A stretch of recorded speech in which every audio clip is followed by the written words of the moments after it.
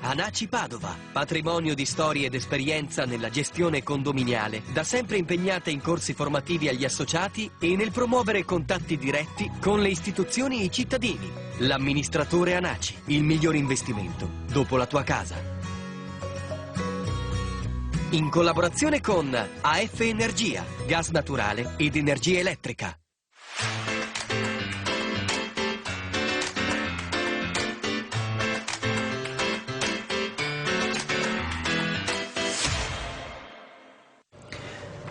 Ben ritrovati gentili telespettatori con il nostro consueto appuntamento del giovedì pomeriggio in diretta su Telenuovo. Il condominio risponde, la nostra trasmissione in collaborazione con l'ANACI, l'Associazione Nazionale degli Amministratori di Condominio. Io do il bentornato intanto a Giorgio Cambruzzi, socio fondatore di ANACI. Buongiorno, buon pomeriggio. Buon pomeriggio a lei e a tutti coloro che ci stanno guardando. Avvocato Paolo Albigini, torna anche lui nei nostri studi. Buonasera a tutti. Direttore Centro Studi ANACI.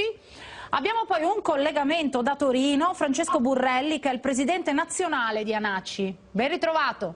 Buonasera a tutti voi e a tutti i telespettatori. Cominciamo, la prima domanda la rivolgo a lei avvocato, perché oggi ci occupiamo ovviamente, in attesa delle telefonate in diretta che sono il cuore pulsante di questa trasmissione. Se avete ovviamente qualunque domanda da rivolgere sulla vita di condominio, problemi di vicinato oppure rapporti di vicinato, perché insomma ci sono anche situazioni in cui le cose vanno bene, magari c'è solo da stabilire la norma fin dove arriva, dove non arriva. Allora abbiamo il numero per telefonare in diretta 049 744 1313, potete chiamare ovviamente se stiamo parlando di un altro argomento, interrompiamo e rispondiamo alle vostre domande.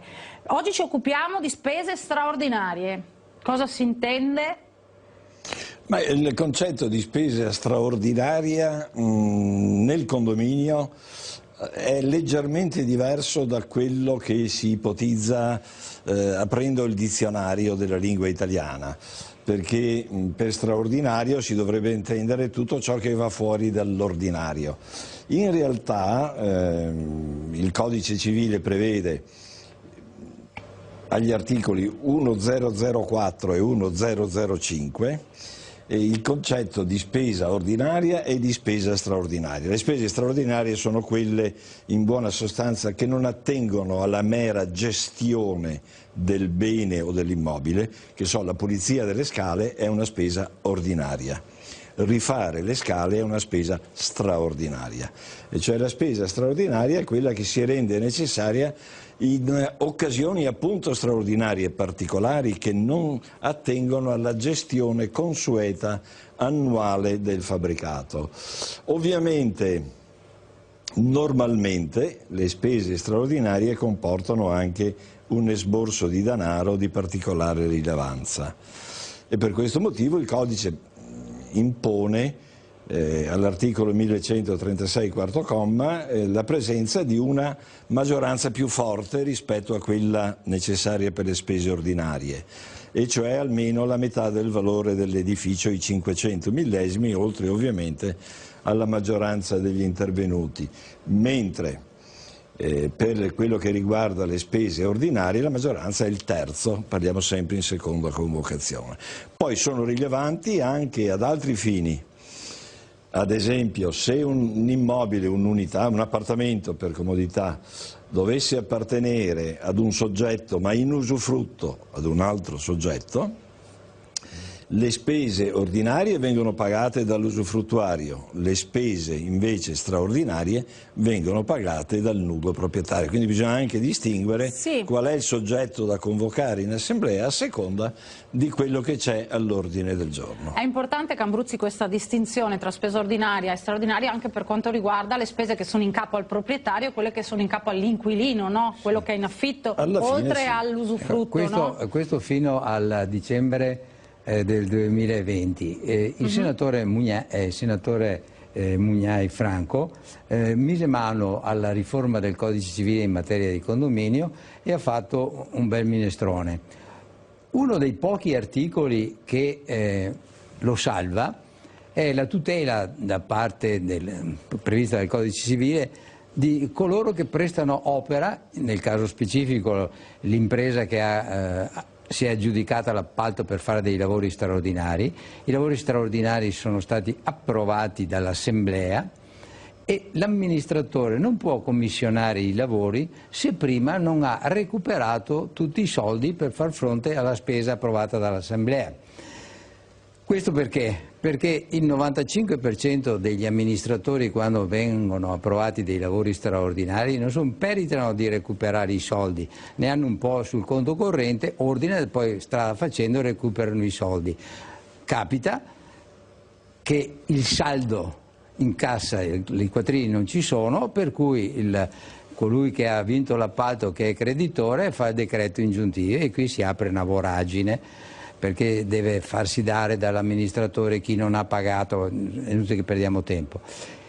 Però Mugnai, nel indicare che l'obbligatorietà di accantonare la cifra nella tutela, non sempre viene ascoltato quello, cioè protetto quello che è scritto Mugnai. Nel caso di specie, e mi riferisco agli importi approvati dall'Assemblea per i 110 che non sono pilloline, non sono stangate, bassi. abbiamo avuto l'Agenzia delle Entrate di Macerata che dal punto di vista fiscale ha parlato di abusi edilizi gravi, ritenendo che siano quelli delle strutture condominiali, e abusi invece lievi che sono quelli all'interno.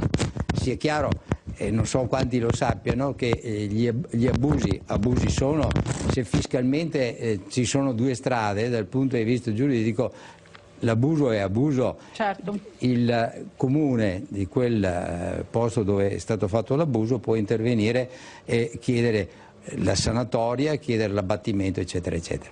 Per arrivare al 1135.4 che accennava prima Alvigini, che ha parlato come un libro stampato, è stato preciso nell'esposizione come è sua prassi, è uno dei pochi articoli derogabili, per cui è inutile che gli opinionisti, i giornalisti, gli avvocati scrivano fiumi di inchiostro sui giornali per dire che bisogna o non bisogna accantonare.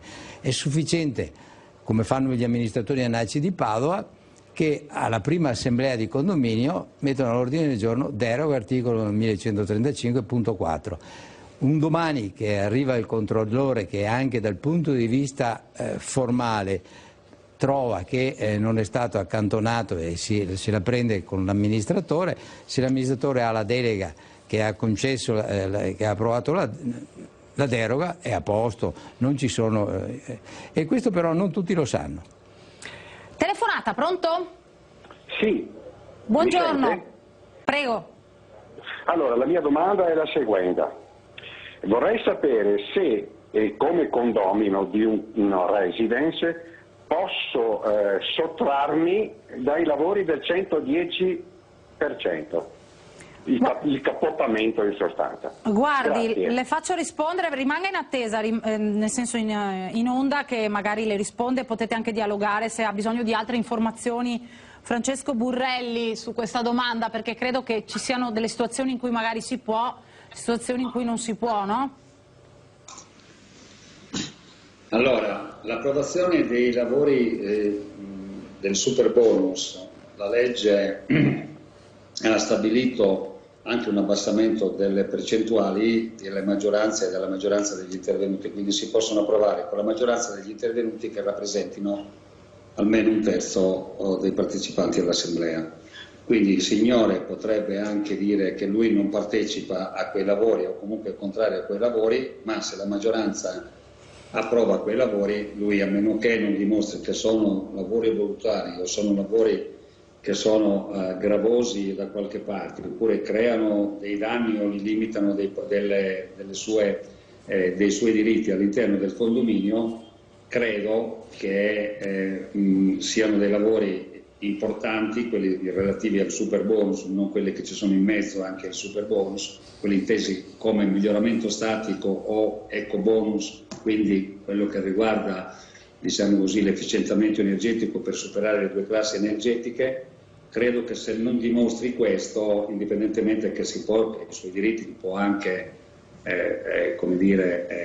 difendere, li può portare anche davanti a un giudice, credo che ci sia già qualcosa del genere, che se non viene fatto un danno alla sua proprietà privata che vada a discapito del singolo condominio, l'interesse comune sia superiore. Quindi, ahimè, credo che sia meglio valutare e lavorare perché quel super bonus si possa fare, altro che dire che io mi tiro fuori da quella possibilità di poterlo fare, perché altrimenti sulla base di quello che era scritto sulla legge 10, l'articolo 25, l'articolo 26, credo che quell'abbassamento delle maggioranze, così come era stato fatto per quanto riguardava i lavori sulle centrali termiche, quando c'era l'APE, questo sia un interesse primario, sia un interesse comune, perché si abbassano i valori dell'energia e si abbassa l'efficienza della sicurezza. Ma c'è anche l'avvocato che potrebbe integrare la parte che io ho detto. Avvocato, prego. È ancora in attesa? Sì, sono sempre Ok, qua. perfetto. No, confermo quello che ha detto il Presidente Burrelli. I casi in cui ci si può opporre legittimamente, adesso io non so se sia una palazzina unica o più palazzine, perché quando si parla di residence si può anche ipotizzare che ci siano più fabbricati. Sono più palazzine, ecco. E quindi penso che lei si riferisca alla sua palazzina. Certo. Ecco, allora vale quello che ha detto prima l'ingegner Burrelli: se c'è la maggioranza che approva, ecco, l'unico limite, sono due per la verità, due possibili contestazioni che potrebbero essere mosse, attengono una al decoro architettonico del fabbricato, e cioè se l'adozione di questo cappotto dovesse comportare una lesione del decoro architettonico del fabbricato per una ragione qualsiasi, ma è una indagine di fatto, cioè non è una questione di diritto, allora ci si potrebbe opporre. La seconda ipotesi è quando il cappotto venga a limitare in maniera importante la fruizione, per esempio, del poggiolo della sua proprietà. Se cioè lei ha un terrazzo che è largo, è proprio questo il mio caso. Ecco, se lei ha un terrazzo di 80 cm di larghezza e le mettono un cappotto da 15, per dire, centimetri, ecco che questa potrebbe essere una limitazione del diritto al godimento pieno della sua proprietà che lei potrebbe far valere. Tenga presente che il superbonus è una legge nuova, non ci sono ancora indirizzi giurisprudenziali consolidati, ci sono solo alcune sentenze, in particolare del Tribunale di Milano, che affermano quello che le ho appena finito di dire. Certo. Però va anche tenuto conto del fatto che, come ricordava prima l'ingegner Burrelli, si tratta di apportare un importante miglioramento al fabbricato e quindi bisogna che, insomma, in qualche maniera tutti ci si adegui e si sopporti nei limiti del lecito e del sopportabile, ecco, anche qualche piccolo sacrificio, quindi vanno contemperate le esigenze del condominio nel suo complesso rispetto alle esigenze dei singoli. Posso intervenire con un'altra domandina? Sì, Vai. prego. Allora, io sono contrario anche per altri motivi, oltre al fatto che mi viene ridotto notevolmente lo spazio del poggiolo, perché sono convinto che il cappottamento della casa comporti umidità interna. Io chiaramente non riesco a mettermi in confronto con tutto il residence, perché tutto il residence è d'accordo nel farlo, però io sono convinto che questo per me è un altro danno. La ringrazio. Grazie, prego. No, credo che l'ingegnere ne sappia ben più di me. Prego. Allora, forse il teleascoltatore dovrebbe rivedere il concetto di cappotto moderno, quello che è stato poi inserito negli articoli 119 e 121 del DL 34, il primo che è partito, e soprattutto i vari materiali che si utilizzano oggi. Perché?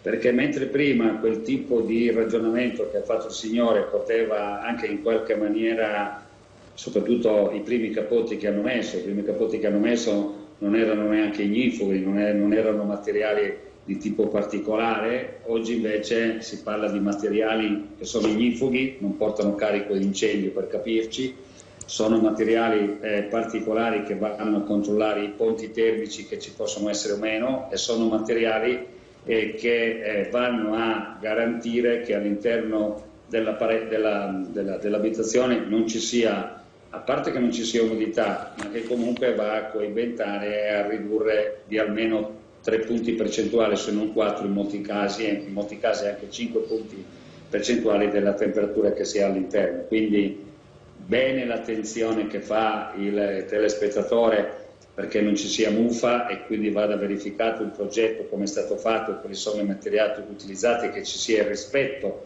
dei materiali, anche perché c'è un obbligo.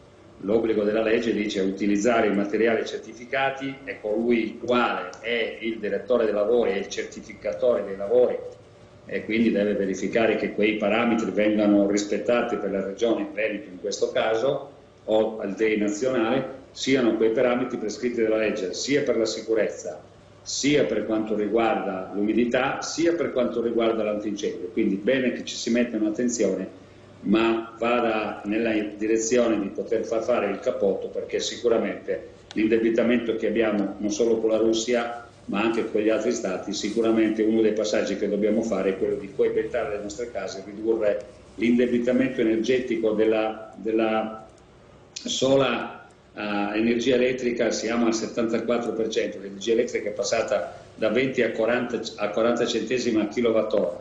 Tenete conto che il gas è passato da 70 a 140 al metro cubo, quindi noi andiamo a dire, attenzione a una cosa, che il gas costava 20 centesimi il trimestre dell'anno scorso, oggi costa 1,20 euro, quindi se noi riusciamo a capotare i nostri edifici, se no, abbiamo aumentato del 130% il valore dell'energia e oltre il 90% il valore del gas, quindi se noi andiamo a capotare i nostri edifici e andiamo ad efficientare i nostri edifici, molto probabilmente quei 30 miliardi che andiamo a prendere oggi dalla Russia molto probabilmente diventeranno solo 15 o 20, ma ci sarà anche un razionamento e ci sarà anche una, diciamo così, calmierare questi prezzi che ci sono, e sicuramente noi dovremo partecipare a questo, e sicuramente magari, come diceva l'avvocato Argini prima, facendo qualche compromesso col mattone rosso o con il mattone paramano, ma che oggi ci sono degli elementi architettonici che sono importanti. Dico solo una frase sull'architettonico, che sono assolutamente d'accordo,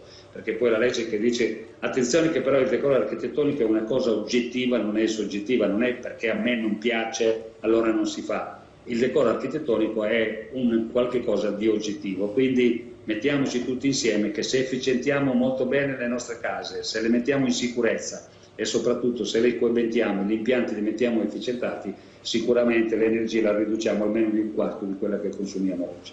Grazie per... infinite della cortesia che mi avete concesso. Grazie a lei Molto per aver gentili. telefonato. Buona serata. Siamo al vostro servizio. È arrivata anche una mail, allora la sottopongo sempre a voi ospiti. Abito in una delle 10 palazzine che fanno parte di un super condominio. Si deve rifare il tetto di un'altra palazzina. Devo concorrere anch'io alla spesa? Chiede questo telespettatore. Diciamo che dal punto di vista del codice civile no. Bisognerebbe però vedere il regolamento di quel complesso, perché è capitato il caso che un capannone, una serie di capannoni, uno si rifà il tetto e poi va a leggersi il regolamento e trova che i tetti sono di proprietà di tutti, per cui tutti devono partecipare per quel capannone. Per cui questo signore telespettatore deve leggersi il regolamento. Non vorrei che anche in quel caso fosse scritto che i tetti sono di tutti. 1123 stabilisce invece che ognuno paga il suo. Certo, però appunto dipende dal regolamento di quel particolare super Però condominio. deve essere un regolamento contrattuale. E cioè lui deve averlo nel suo atto d'acquisto o deve essere trascritto, perché altrimenti vale il codice. Perfetto, ok. Telefonata, pronto? Sì, pronto, buonasera. Buonasera. Avrei bisogno di un'informazione. Prego. Io ho un appartamento in una località balneare a un piano e mezzo in pratica. Abbiamo fatto dei lavori con il discorso del 110%. Mi è mancato dalla tenda del terrazzo il motore elettrico dell'avvolgimento e la calata. Come mi devo comportare? Ma in che senso le è mancato? È mancato perché me l'hanno rubato. Gliel'hanno rubato, ok. Denuncia ai carabinieri. Io sono andato giù domenica e mi sono accorto che manca il motore e non ero più andato dagli inizi dei lavori. Chi è che aveva le chiavi? Prego? Chi aveva le chiavi della sua proprietà? È l'impresa dei lavori, perché è disabitato d'inverno. Allora lì ci può essere qualche responsabilità, Sì, avvocato? c'è l'impresa, nel senso Chi che aveva le chiavi? c'è una norma del Codice Civile, che è il 2051, il quale dice che chi ha la custodia del bene deve rispondere, e quindi l'impresa, nel momento in cui ha aperto il cantiere, si è assunta anche l'onere della custodia dei beni, e quindi io mi rivolgerei all'impresa. Solo all'impresa? Attenzione, Io ho parlato attenzione però. all'amministratore e Sì? l'amministratore sta vedendo appunto cosa deve fare, cosa devono fare. Ok. Io sto aspettando. Prego. Perfetto, lei sta aspettando la risposta del suo amministratore. Intanto però Burrelli voleva aggiungere qualcosa. No, volevo aggiungere qualcosa perché io sono d'accordo con l'avvocato Lavegini sul 2051, però ci possono essere delle sfaccettature. Sicuramente non ha detto che è in condominio, ma supponiamo che sia in condominio, quindi il condomino a cui gli è stato sottratto qualcosa durante i lavori sicuramente si rivolgerà all'amministratore di condominio, e l'amministratore di condominio deve chiamare in causa la parte terza, quindi coloro i quali è l'impresa. Mi scusi, Quindi ma questo perché sicuramente, siccome la custodia non può essere ma è disturbata la linea, Non ha sentito. Allora, non riesco. praticamente deve mettersi in contatto con l'amministratore, che poi chiamerà in causa eventualmente la parte terza. Questo aveva detto Ho capito, va bene. Burrelli. Voleva aggiungere qualcosa? Comunque Burrelli voleva completare il ragionamento? No, volevo completare il ragionamento per dire che lì bisogna stare attenti, perché indipendentemente che con i bonus e super bonus o qualcheduno pensa che dando tutto in mano al general contratto o all'impresa, la custodia resta però sempre in capo, per il 2051 resta in capo all'amministratore, al committente, quindi resta in capo al condominio. Quindi l'azione va fatta nei confronti del condominio, e il condominio poi, l'amministratore, chiamerà in causa coloro i quali stanno facendo i lavori, vuoi perché non hai messo l'antifurto, vuoi perché non hai messo le situazioni eccetera, quindi si potrebbe complicare. È chiaro che l'amministratore è attento, quando c'è un lavoro da fare di questa entità o meno, prenderà delle precauzioni per dire attenzione all'antifurto, attenzione a chi entra, l'elenco di tutti i lavoratori che entrano, quindi c'è tutto un certo ragionamento da fare, perché in questo caso è una piccola cifra, ma ci possono essere casi. Mi deve scusare, ma io non sono riuscito a capire. No, che diceva giustamente ad ogni modo, sì, ecco, mi ripeta che nel lei. caso del 110 comunque l'amministratore deve sempre è responsabile, diciamo, però appunto può chiamare in causa l'azienda che fa i lavori, che però appunto avrà un elenco delle persone che sono autorizzate ad entrare, a non entrare, prenderà delle precauzioni per chiudere per evitare che terzi possano entrare nella sua proprietà. Ma c'è anche l'assicurazione dell'appaltatore. E c'è anche l'assicurazione dell'appaltatore, ecco. Quindi insomma c'è margine, ecco, per lei. Intanto si rivolga al suo amministratore, però questa è un po' la strada da seguire. Grazie per aver telefonato. Grazie infinite. Grazie a lei, e adesso c'è una piccola pausa pubblicitaria, subito dopo ci ritroviamo qui ancora con il Condominio Risponde.